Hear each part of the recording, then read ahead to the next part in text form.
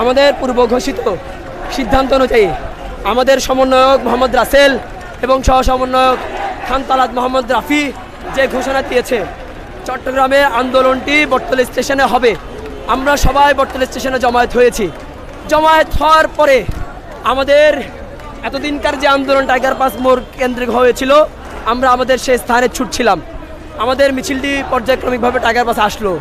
আসার পরে ওইখানকার পুলিশের যে জমায়েত সবাই মিলে আমাদেরকে বললো যে আপনারা টাইগার পাসে দাঁড়াতে পারবেন না, আপনাদেরকে স্থান ছাড়তে হবে। আমরা বললাম যে আমরা শান্তিপূর্ণভাবে এতদিন ধরে যে আন্দোলন করে যাচ্ছিলাম আমরা সেই আন্দোলনটাই করব। পুলিশ বলল না, আপনাদেরকে দাঁড়ানো তো দেওয়া যাবে না। তারা আমাদেরকে ওইখান থেকে দুজন ভাইকে আহত করে আমাদেরকে ছত্রভঙ্গ করে দেওয়ার উদ্দেশ্যে আমাদেরকে তাড়িয়ে দিল টাইগার পাস থেকে।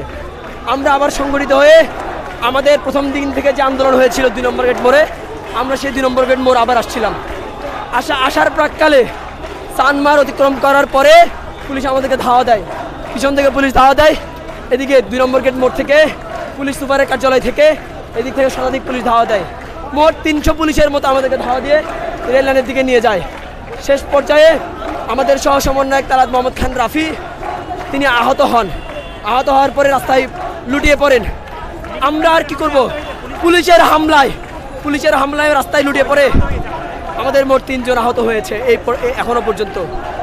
আহত হওয়ার পরে আমরা আর পিছনে ফিরে তাকাই নাই। আমরা বলেছি রক্ত যাবে, রাজপথ ছাড়বো না।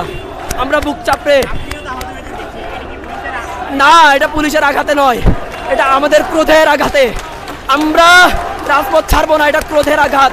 পুলিশের সামনে এভাবে দাঁড়িয়েছি, এভাবে আমরা রাজপথে থাকবো, রাজপথে আছি, রাজপথে ছিলাম। আমরা 52-তে ছিলাম, 71-এ ছিলাম, 18-তে ছিলাম, বর্তমানে 24 আছি।